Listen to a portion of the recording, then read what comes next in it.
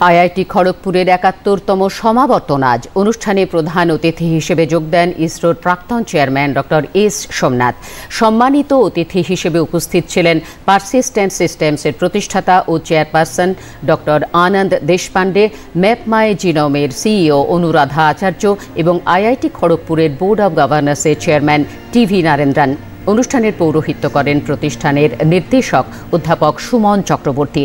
আজ প্রতিষ্ঠানের ৭১তম সমাবর্তনে মোট ৩,৭৩১ জন শিক্ষার্থীকে স্নাতক ও স্নাতকোত্তর ডিগ্রি প্রদান করা হয়েছে।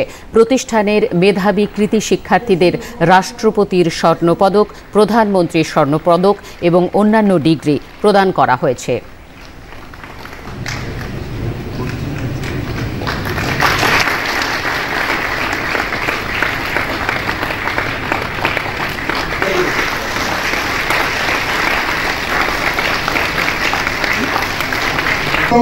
Y eso